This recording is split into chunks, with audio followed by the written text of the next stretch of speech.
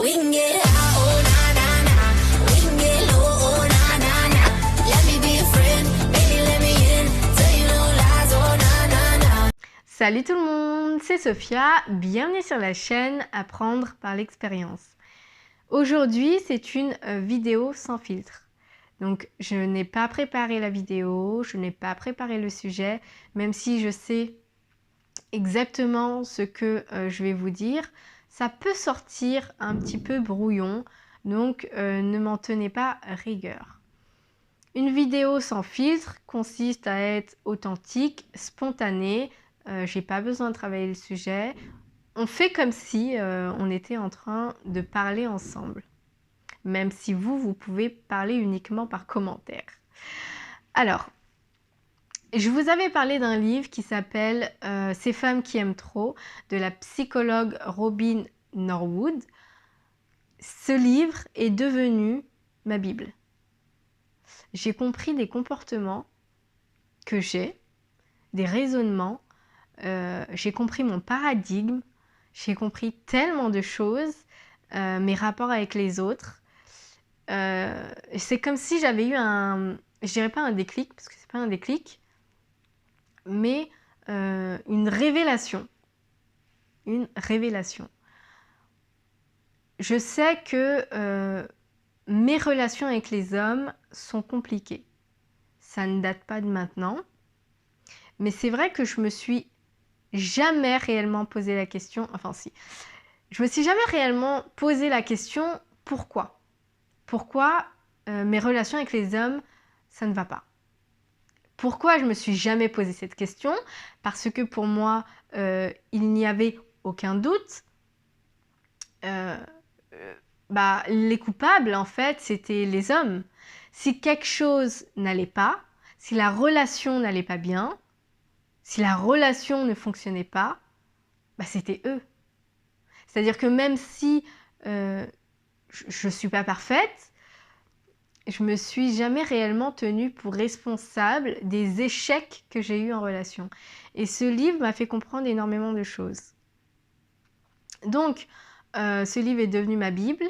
Pour commencer cette vidéo, il y a une histoire, là j'étais en train de lire dans le train en rentrant du travail, d'un couple.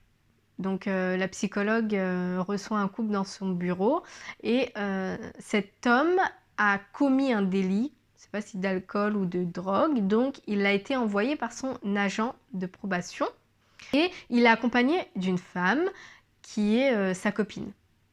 Cette copine l'accompagne partout où il va. Pourquoi? Parce que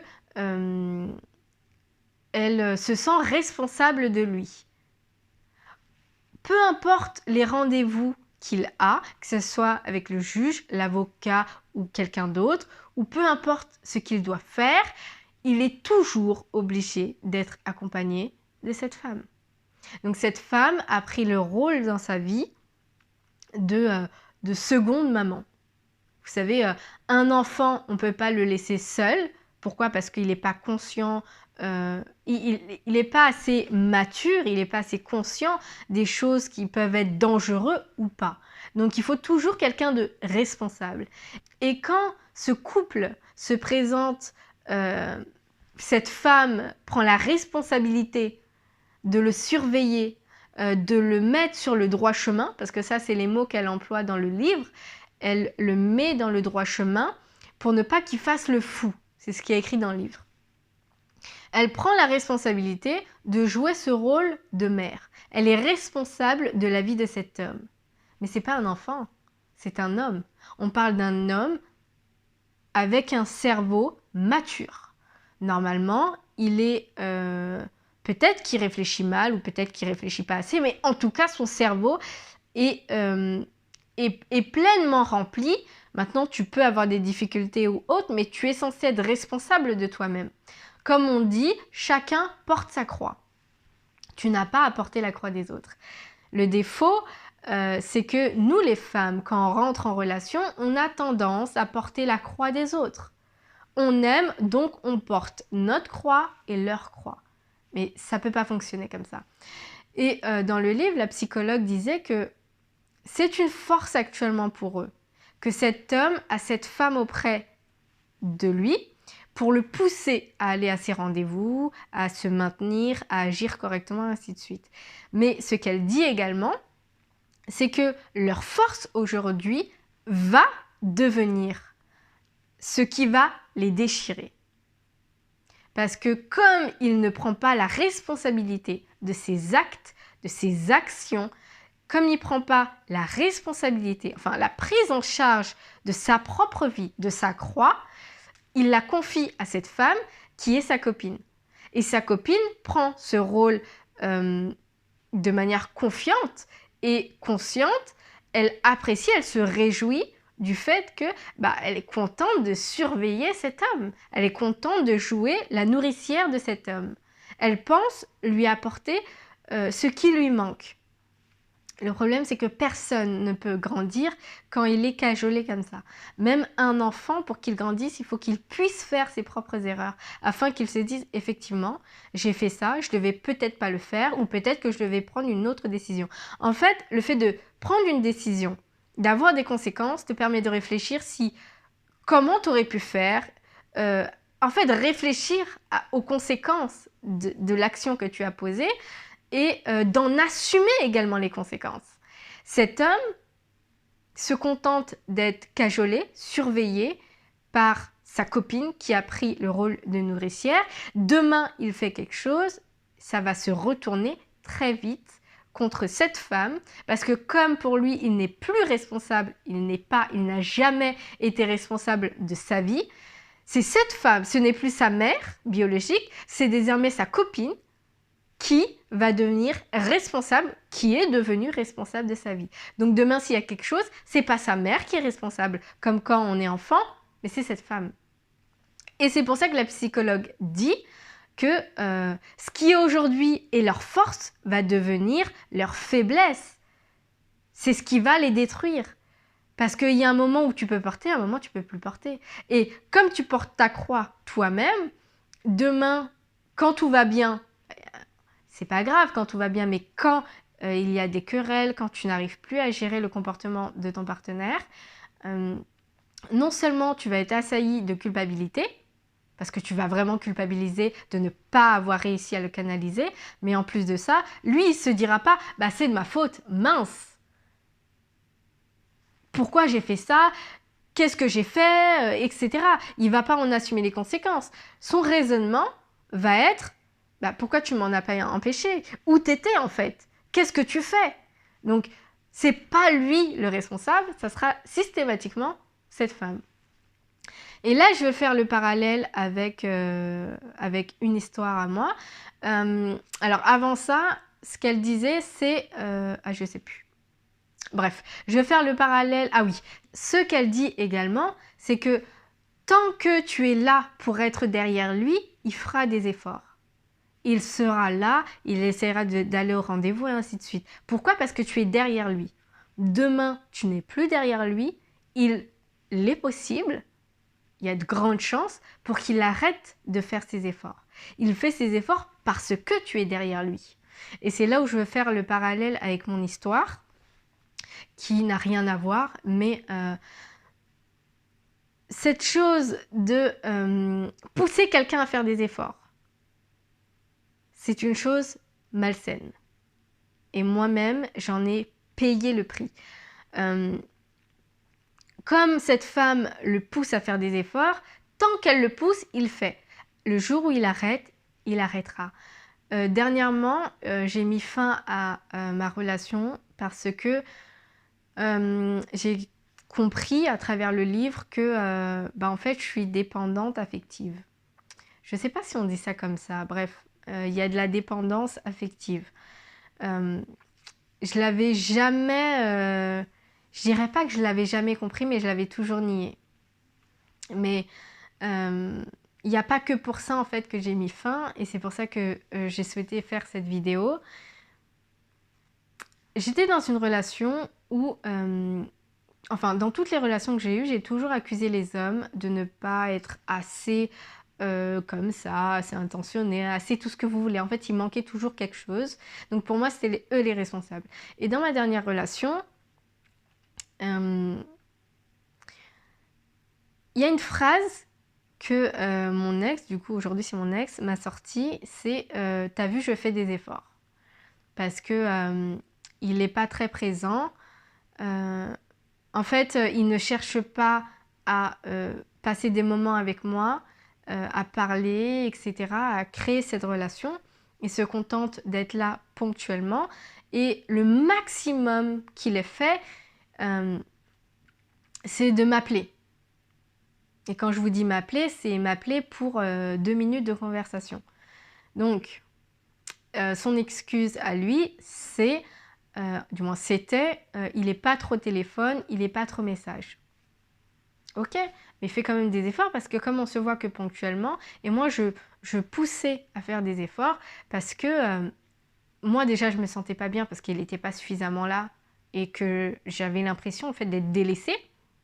Et de deux, euh, j'avais l'impression qu'il y avait un je m'en foutisme quelque part. Alors, ou je suis toute seule dans la relation, ou je ne sais pas quoi penser. Tout de suite, je me pose la question, est-ce que c'est moi qui en demande trop?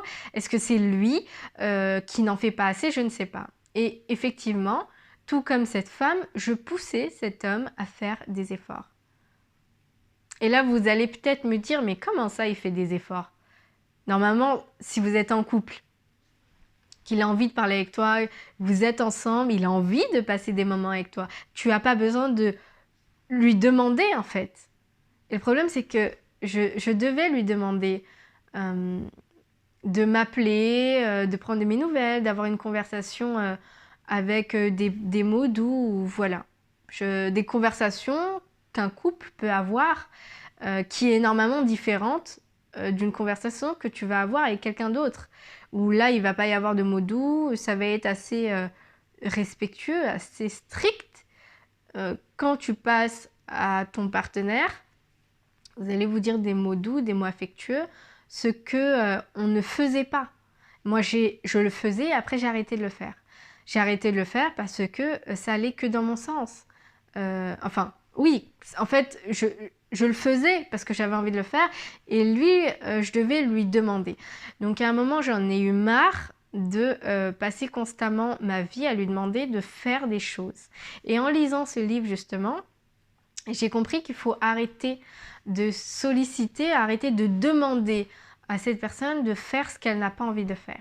Si j'ai demandé à mon partenaire, enfin à mon ancien partenaire, à mon ex, d'être beaucoup plus présent, de m'appeler, de me textoter, d'être beaucoup plus affectueux, d'être beaucoup plus présent, ce n'est pas quelque chose que je devais lui demander. C'est quelque chose qui devait arriver naturellement, de son bon vouloir, tout simplement parce qu'il a envie d'être avec moi. Quand tu as envie de faire quelque chose, ce n'est pas un effort. Et quand il m'a dit, t'as vu, je fais des efforts, ou après ne viens pas dire que je ne fais pas d'efforts, ou il s'est mal exprimé, ou il y a un vrai problème. Mais il y avait vraiment un décalage entre quelqu'un qui était en couple, qui avait envie de voir son partenaire, et quelqu'un qui pouvait passer toute une journée, voire toute une semaine, sans vraiment avoir conversé avec sa partenaire ou son partenaire, sans avoir pris réellement de ses nouvelles, sans vraiment s'être intéressé. Et je me plaçais toujours comme responsable parce que je me suis dit, parce que je me disais que je lui en demandais trop. Donc je l'excusais. Je l'excusais littéralement pour le fait qu'il n'était pas présent dans la relation. Ce que je ne devais pas faire. Il est responsable de ce qu'il fait. Quand il est en relation, il donne ce qu'il a donné. Et peut-être que il m'a pas donné plus parce qu'il n'avait pas plus. S'il n'a pas plus, c'est peut-être qu'il a peut-être pas envie d'être en couple. Je ne sais pas. Il y a des gens qui ne sont pas expressifs, je le conçois, mais il y a une vraie différence. Il y a une vraie différence. Donc, j'ai décidé de mettre fin, mais c'est une des causes, mais il n'y a pas que dû à ça. C'est également dû au fait que j'ai un vide. J'ai un vide intérieur. J'ai un espèce de néant en moi. Comment l'expliquer? Tout simplement une passoire lorsque vous versez de l'eau, en fait, ça part. Ça part quelque part, vous ne savez pas où. En l'occurrence, dans le l'évier, ça part. Mais la passoire ne retient pas l'eau. Je me demande si, lorsque... En fait, j'ai déjà la réponse. Je pense que si je me mettais en couple, c'était principalement pour avoir de l'affection, pour remplir ce vide. On peut se poser la question, pourquoi j'ai ce vide en moi? Je lui avais déjà parlé à mon ex. Je lui avais envoyé un message pour lui dire, en fait, je suis malheureuse, je suis triste, ça ne va pas. Il y a un problème en fait dans cette relation, mais en fait ce n'est pas que lui, c'est pas que la relation, il n'en est pas entièrement responsable. C'est tout simplement ce vide qui est en moi. C'était mal parce que je ne ressentais pas son amour, je ne ressentais pas son affection. Donc je lui ai dit, je ne ressens rien. Il y a un problème parce que on est ensemble. J'ai beau t'apprécier. Tu as beau m'apprécier, je ne ressens pas ton amour. Alors, est-ce que c'est moi qui ai un problème? Je ne sais pas. Je ne suis pas là pour chercher un coupable, mais il y a plein de remises en question à faire. Comment ça se fait que je ne suis pas bien dans la relation? Comment ça se fait que je ressens ce vide? Et comment ça se fait que je ne ressens pas l'amour que tu me donnes? Du moins que tu es censé me donner. Est-ce que c'est parce que tu m'en donnes pas? Parce que l'amour, c'est un sentiment qu'on ne voit pas, qu'on ressent. Et là, en l'occurrence, je ne ressens pas. Alors, ou il ne me le donnait pas, ou c'est parce que j'ai ce vide en moi. La question va se poser. Je ne sais pas trop, je n'ai pas trop de réponse. Du coup, il m'a dit qu'il sera... Enfin, on était encore ensemble quand je lui ai envoyé le message. Il m'a dit qu'il ferait beaucoup plus d'efforts. Et je lui ai dit ok, et une semaine après, en fait, je mettais fin. En fait, le jour de la Saint-Valentin, très clairement, j'ai mis fin. On n'était pas ensemble, il n'avait pas le temps. Il faisait autre chose, peut-être beaucoup plus intéressant, je le conçois également. J'en ai marre de m'adapter aux gens, j'en ai marre qu'on m'apporte si peu d'affection, mais ça doit commencer par moi. C'est-à-dire que, effectivement, les hommes que je rencontre ne m'apporte pas autant que je le voudrais. Ça fait partie peut-être... Alors je vous dis ça comme ça, mais dans le livre, j'ai compris que j'étais contrôlante. Donc je cherchais toujours à contrôler la situation. Une fois, un abonné ou une abonnée m'avait fait cette réflexion, me disant que j'étais quelqu'un qui aimait avoir le contrôle, ce que je niais entièrement en me disant « mais non, en fait... je suis pas quelqu'un qui aime contrôler, c'est juste parce que, je sais plus ce que j'avais dit. Et en fait, dans le livre, j'ai clairement compris ce que c'était qu'une personne qui aimait le contrôle. En fait, elle a besoin de sécurité et pour ça, elle a besoin de contrôler les gens autour d'elle, les gens qu'elle aime et les situations dans lesquelles elle se trouve. Donc, elle va... personnes contrôlantes comme moi vont essayer de savoir ou d'agir, faire en sorte de ne pas se retrouver en danger, de ne pas être malheureuse, triste, tout ce que vous voulez, et en fait contrôler la situation. Je l'avais compris également parce que c'est con parce que une action, une habitude ou un comportement se retrouve dans plusieurs domaines de nos vies. Je suis en train de vous parler de ma nature, enfin c'est même pas ma nature, mais je suis en train de vous parler de ce comportement contrôlant que j'ai adopté depuis enfant pour me sentir en sécurité, pour créer une atmosphère et une ambiance, un lieu, un environnement sécurisant pour moi parce que je ne me sens pas en sécurité. C'est pas de maintenant que je l'ai pris, c'est depuis enfant. Et en fait, ce comportement que je viens de comprendre, parce qu'en fait ça s'éclaircit dans ma tête, se retrouve dans tous les domaines de ma vie. Que ce soit avec mes amis, j'essaye de ne pas en avoir beaucoup parce que je ne veux pas souffrir. J'essaye de bien connaître les personnes avec qui je suis amie, justement pour ne pas me retrouver dans une situation où je vais être blessée, trahie. C'est pareil dans mon travail, où je vais devoir par exemple tenir la pompe à salive, c'est une pompe qui aspire la salive, parce que je suis assistante dentaire, où je vais devoir me tenir droite au fauteuil, et je vais tendre mes jambes, je vais tendre mes genoux quand je suis sous pression. Quand je sais que je dois bien faire les choses, je vais tendre mon genou, les ligaments. Et je me rappelle que quand j'ai commencé le travail, donc il y a peut-être maintenant 1 an et demi, au début, je tendais tellement mes jambes que, et en même temps je faisais du sport, et je posais la question à mon frère qui aime faire le sport et qui fait beaucoup de sport, j'ai mal aux genoux, je comprends pas, est-ce que je fais mal les squats, est-ce que, pourtant j'en fais pas énormément des squats, mais est-ce que j'ai mal fait une position, je comprends pas, j'ai mal aux genoux. Et je rentrais à la maison et je mettais du glaçon.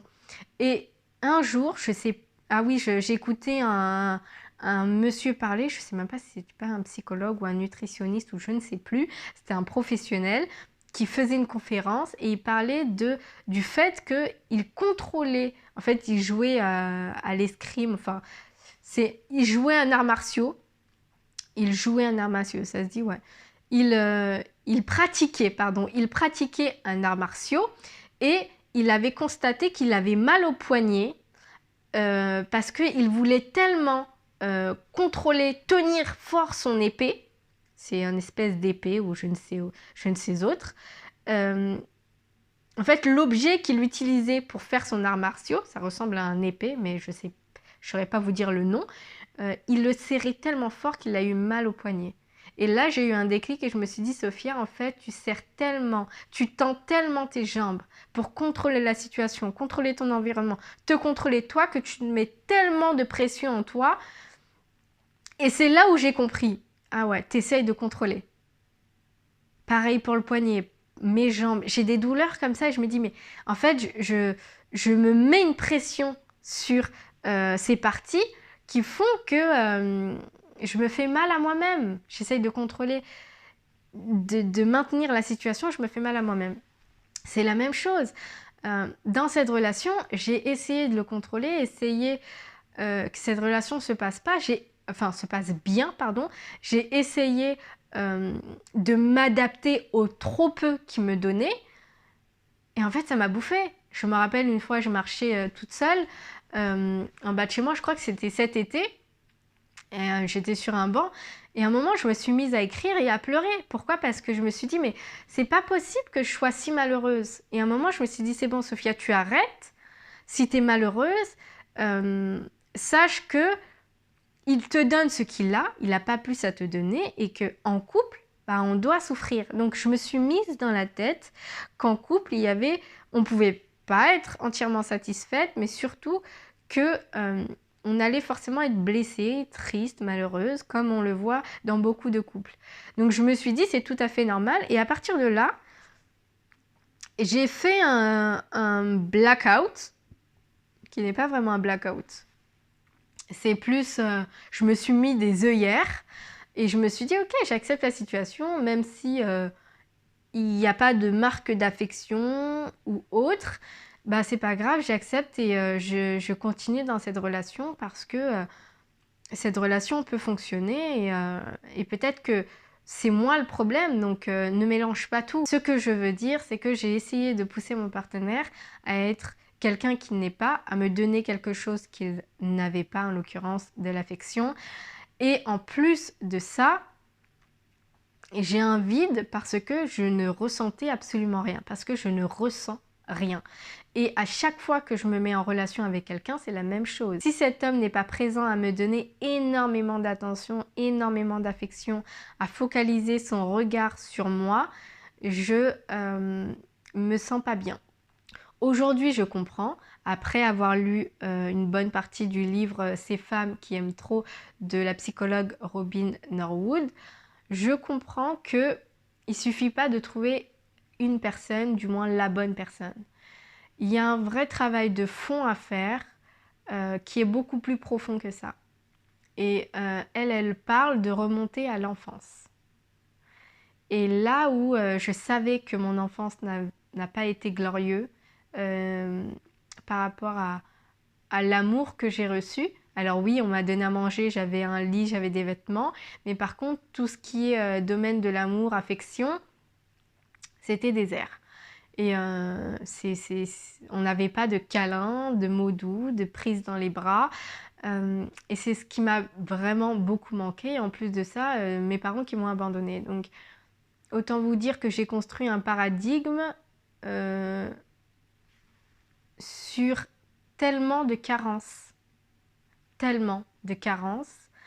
C'est comme un fromage à plein de trous, en fait. Tu construis des habitudes, tu construis une façon de t'aimer et d'aimer les autres, de ta manière de te regarder, de regarder les autres, de regarder le monde. C'est comme ça que c'est à travers ces yeux-là que tu vois les choses, que tu interprètes, que tu aimes et ainsi de suite. Ça fait partie, tout passe par nous, tout passe par nos yeux, par nos ressentis, par nos émotions. Le problème, c'est que je suis comme un gruyère à trous.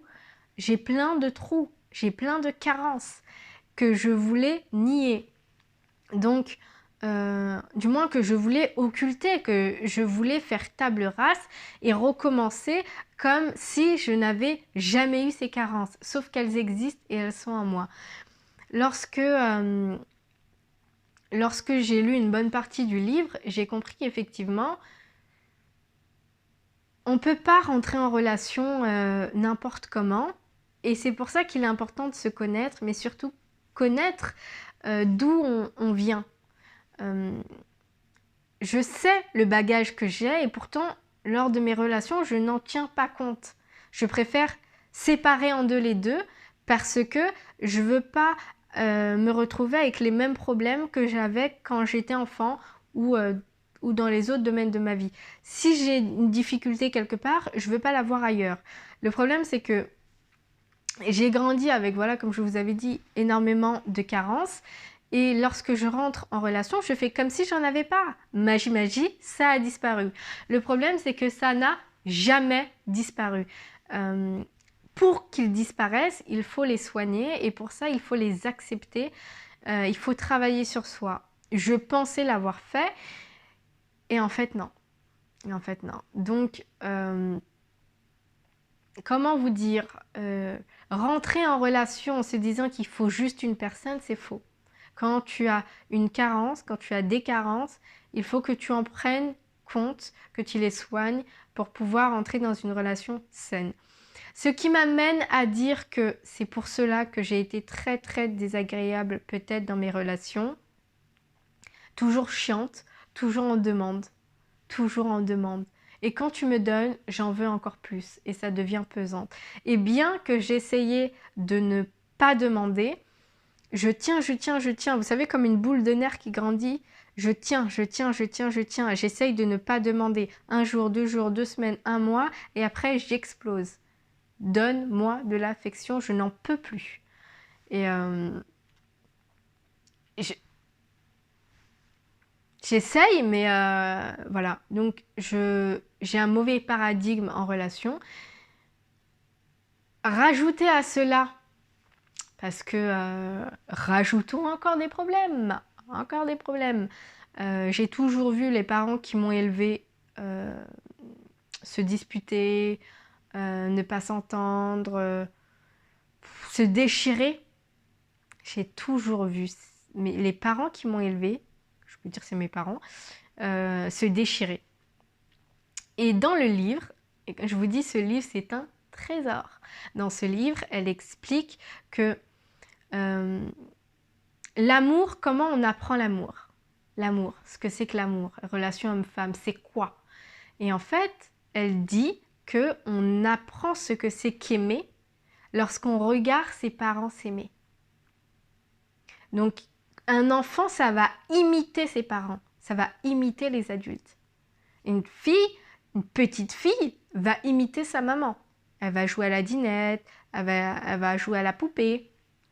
Un garçon, ça va imiter son papa. Ça va jouer à la voiture. Bon, aujourd'hui, voilà, il y a toujours des garçons qui veulent jouer à la poupée et des filles qui veulent jouer... Voilà. Mais en soi, dans la majorité, les filles jouent à la poupée, les garçons jouent à la voiture. D'accord?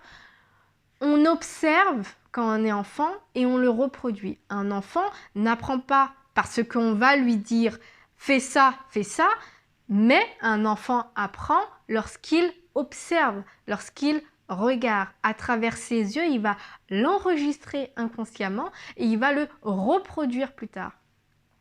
Ce que moi, j'ai enregistré en moi, ce sont des conflits. J'ai jamais enregistré un couple qui s'aime.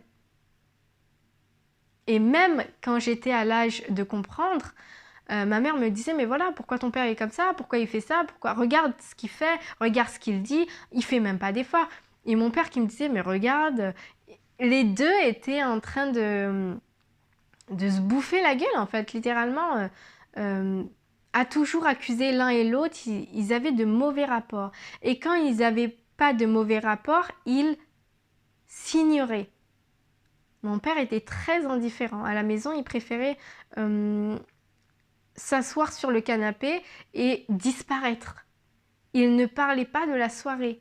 Et t'as ma mère qui passait son temps au téléphone à discuter, à parler, parce que nous les femmes, on est très expressives. On va parler, on a besoin de communication. Donc elle appelait toujours ses copines, ses amis, sa famille.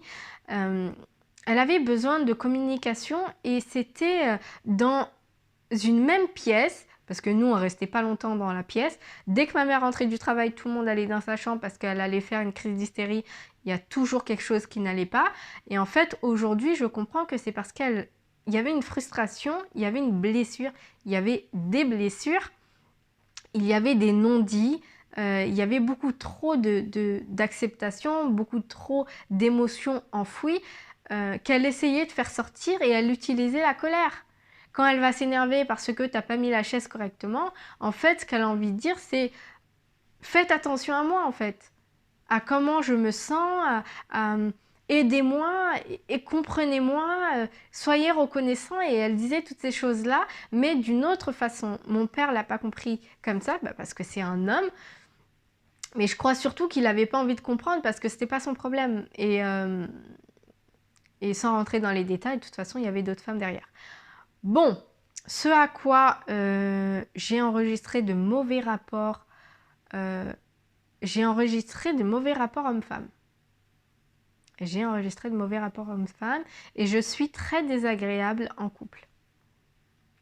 Je suis pas, il y a des degrés, je suis pas la pire, mais je suis très très en demande et je peux demander beaucoup d'affection. Alors certains peuvent dire que c'est normal, t'es en demande, t'es en carence, et d'autres te diront ouais c'est vrai, clair que c'est pas normal et ça peut devenir relou. Il y a une autre chose que j'ai compris dans le livre, c'est le fait d'attirer certains types de personnes. Et ça a été une autre révélation. Elle donne plein d'exemples. Par exemple, une femme qui va essayer de retenir un homme par le sexe. Une femme qui va essayer de retenir un homme en lui apportant tout ce dont il a besoin, malgré qu'il la trompe, qu'il fait des allers-retours, qu'il passe des nuits entières à l'extérieur de chez eux. J'ai compris que j'attirais à moi des personnes indifférentes. Indifférentes comme mon père, que je vais essayer de changer pour qu'il soit beaucoup plus doux, beaucoup plus affectueux, beaucoup plus compréhensif, bienveillant. J'essaye toujours de changer des personnes qui sont indifférents. Ils sont comme stoïques. C'est comme si on ne peut pas voir de l'amour à travers eux. C'est pas qu'ils en ont pas, c'est que c'est caché, c'est enfoui, je ne sais pas. Je sais que mon ex a eu un passé également compliqué, mais comme je le dis, chacun porte sa croix, je porte la mienne, il porte la sienne. Chacun est responsable de son comportement. Désormais, je dois me rendre compte que je dois travailler sur moi et c'est pour ça que j'ai mis fin à la relation. Je pense que j'étais pas réellement avec lui parce que je l'aimais, j'en suis quasi sûre même, parce que je ressentais rien. Mais j'étais avec lui parce que il faut être en couple et que je l'aimais bien aussi, hein, d'accord. on avait nos habitudes, mais c'est pas une bonne chose de se mettre avec quelqu'un juste pour être en couple, en se disant bah peut-être que ça se passera mieux plus tard. C'est pas vrai. Elle le dit également qu'il faut arrêter de se dire que plus tard, dans le futur, vous espérez, vous créez de l'espoir là où il n'y a pas à en avoir. C'est où il est bien, c'est où il est bien maintenant, où il n'est pas bien. Mais ne restez pas avec une personne en vous disant dans 10 ans il sera bien, c'est pas bon.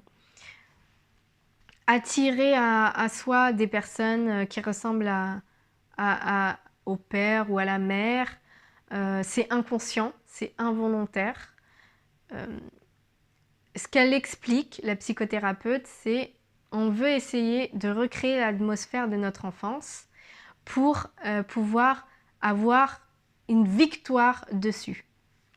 Enfant, j'ai vu mes parents se disputer, se déchirer, être dans l'incompréhension totale, et adulte, je reproduis le même atmosphère de conflit involontairement, et j'essaye de changer la personne indifférente en personne compréhensive et douce, comme j'aurais voulu que mon père soit envers ma mère. Et j'avais jamais fait cette connexion, mais c'est vrai que les hommes que je côtoie habituellement, ce sont des hommes qui sont pas affectueux naturellement, c'est dingue quand même. Alors que moi, je préfère quelqu'un d'affectueux. Et je veux toujours derrière essayer de changer. J'avais fait une vidéo où je disais aux gens de ne pas changer son partenaire, de ne pas essayer de changer son partenaire. Mais vous savez que même involontairement, même inconsciemment, quand on dit quelque chose, quand on fait quelque chose, par exemple, elle explique dans le livre que lorsque on va complimenter, c'est pas dans le but de vraiment le complimenter parce qu'on le pense, c'est dans le but de le booster pour qu'il recommence ce qu'il vient de faire plusieurs fois. Et elle explique que c'est de la manipulation. Quand tu vas lui dire « Ah, j'aime bien ce pantalon », c'est parce que tu veux qu'il le porte. Tu veux qu'il en achète d'autres comme ça, parce que ça te plaît, toi. Quand tu aimes le fait qu'il t'a préparé un dîner aux chandelles, ou qu'il t'a fait un câlin, ou qu'il t'a bien fait l'amour, ou je ne sais pas, on a tendance à complimenter, mais pas dans le but. La première fois peut être sincère, on peut vraiment le penser, mais on ne le fait pas réellement dans le but qu'il sache qu'il a bien fait, que c'était top, mais dans le but de faire en sorte que ce partenaire le reproduise aussi souvent parce qu'on a été satisfait. Et elle explique que c'est de la manipulation. Ça ne veut pas dire qu'on doit arrêter de complimenter. On le complimente une fois sans attendre derrière qu'il le reproduise.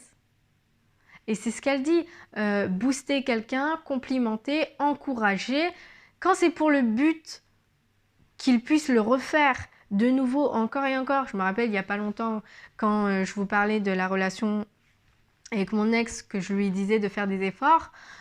Lorsqu'il m'appelait, je lui disais bah, merci de m'avoir appelé. Merci de m'avoir appelé. C'était pour qu'il se sente... pour qu'il ait encore davantage envie que je le remercie du fait qu'il m'ait appelé. Mais c'est une tactique de manipulation. Donc à partir de là, j'attendais quelque chose derrière et c'est ce qu'elle dit, ce n'est pas bon. Je vais essayer de contrôler les choses, de changer mon partenaire en le manipulant. Et en fait, c'est pas bon. Donc je vous ai dit pas mal de choses aujourd'hui. Super intéressant le livre. On essaye, on avance. Il faut prendre conscience, si on veut des relations saines, si on veut une relation saine en amour par exemple, ou avec nos amis ou d'autres personnes, il faut qu'on puisse être bien avec nous-mêmes. Je me pose la question, si je m'aime réellement, est-ce que je m'occupe de moi? Être célibataire n'a jamais été un problème chez moi.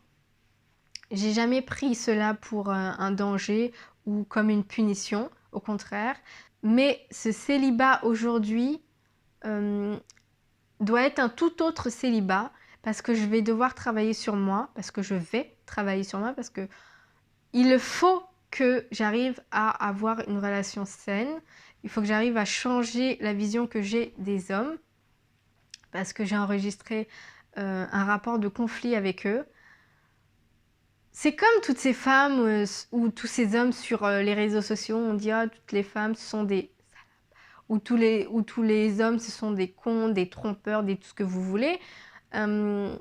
C'est ingérer en nous, si on l'accepte, c'est ingérer en nous des fausses croyances qui nous empêchera, qui va nous bloquer dans nos relations. On ne peut pas vouloir être en relation et se dire bah tous les hommes sont des bâtards. Bah non, on peut pas. En fait, c'est pas logique. Il y a forcément 1, 2, 3, je sais pas moi, dans l'eau qui ne sont pas des bâtards. Sinon, ça voudrait dire que si tous les hommes sont des bâtards et que tu veux quand même être en couple, c'est que tu veux un bâtard. Bah oui, il faut réfléchir à ça. Donc, enregistrer tout et n'importe quoi qu'on observe sur les réseaux sociaux peut nous mettre à mal. Moi, j'ai pas eu besoin des réseaux sociaux pour avoir des conflits avec les hommes. J'ai même un ami qui, pour moi, a un comportement vraiment dégueulasse envers les femmes parce que j'ai toujours interprété son comportement comme s'il utilisait les femmes juste pour coucher. Tu lui demandes de l'attention, il t'en donne pas. Tu lui demandes... Et ses copines sont toujours en demande. Et je le prends vraiment... J'aime beaucoup, c'est mon ami, je l'aime beaucoup, mais la manière dont il traite les femmes, je me demande si, à travers mes yeux, je suis objective. Vous voyez? C'est-à-dire que ce que je pense des hommes, je devrais carrément l'effacer et le reconstruire. Parce que c'est faux. Je l'ai enregistré à travers la vision que j'ai eue de mes parents. Donc, atmosphère de conflit, les deux avaient tort. Il n'y avait pas que ma mère et mon père aussi, chacun avait ses torts. Mais comme je suis une femme et que j'ai de l'empathie pour les femmes, forcément le coupable c'est l'homme. Et je l'ai enregistré ça dans mon paradigme. Et c'est ce que je dois modifier. L'objectif de ce célibat, c'est de travailler sur moi, d'avoir un autre regard sur le monde, d'avoir une autre relation avec moi-même, de ne plus occulter ce que je ressens, ne plus m'adapter au trop peu qu'on me donne. Et je pense que si j'ai ce vide, je dois le remplir moi-même. C'est qu'il y a quelque chose que moi je ne fais pas. Certes, on construit le paradigme enfant, mais là je suis adulte. Donc en réalité, tout ce que j'ai construit, tout ce qui s'est intégré à moi enfant, qui est dans mon inconscient, je vais devoir le changer pour devoir mettre quelque chose de sain. Les rapports avec les hommes et les femmes, les rapports avec les amis, les rapports avec la blessure, avec ne pas toujours vouloir contrôler, ne pas toujours être dans une atmosphère sécurisante. Ça ne veut pas dire que je perds pied ou je me jette dans le vide, mais ne pas toujours être là à contrôler, que ce soit les gens, mon environnement. Je ne suis pas en danger, mais il faut que je me reprogramme de l'intérieur. Ça va me demander un certain temps et je suis contente d'entamer ce séjour parce que le résultat, vous allez le voir parce que de toute manière, je vais en parler sur ma chaîne. Si plus tard, peut-être dans 6 mois, dans 1 an, j'arrive à rentrer dans une relation saine avec quelqu'un qui n'est pas inaccessible, avec quelqu'un que je n'essaye pas de changer, que je n'essaye pas de modifier en fonction de ce que je veux percevoir, ce que je veux qu'il soit, ce que je veux qu'il fasse, c'est une victoire. Ça voudrait dire que c'est une victoire et j'aurais pris ces 6 mois, ces 1 an ou 2 ans ou 3 ans, je ne sais pas, un long travail, un chemin dans le désert, une traversée du désert qui en valait le coup. Mais pour l'instant, je ne peux pas vous dire le résultat. De toute manière, c'est des actions au quotidien et ça va demander de me mettre au centre, accepter ce que je ressens, mes émotions. J'ai le droit de ne pas toujours être heureuse, mais pourquoi je ne suis pas toujours heureuse? Pourquoi je suis heureuse? Pourquoi je ne suis pas? Pourquoi je suis triste? Etc. Me concentrer sur moi et plus sur les hommes. Ne plus attendre qu'un homme m'apporte ce dont j'ai besoin et ne plus attendre de leur donner ma vie. Je veux plus qu'ils soient responsables de ma vie. Je m'occupe très bien de moi toute seule, mais ce que je veux dire, c'est que dans le domaine des amours, on a tendance à se confier entièrement à notre partenaire. Tiens, occupe-toi de moi. Moi, je fais juste recevoir. Et en fait, ce qu'il faut faire, c'est non, il faut se donner. Il faut se donner. Je ne sais pas encore ce que je vais faire, je ne sais pas encore ce que je vais mettre en place. Ce livre, Ces femmes qui aiment trop, il y a beaucoup de solutions dedans. Pour moi, c'est un tout autre départ. Même si dans 2 ans j'ai 30 ans, bah, je ne veux pas paniquer par rapport à l'horloge biologique. Chaque chose en son temps. Et le but, c'est que j'aille bien, que je comprenne les choses, que je sois face à mes responsabilités, que je sois responsable de ma vie, de mes émotions et que je puisse également vous apporter quelques solutions. Si ça peut également vous aider, bah, c'est tant mieux. Désolée, la vidéo elle est super longue. Encore une fois, désolée. N'oubliez pas de vous abonner et surtout de liker. Bye bye!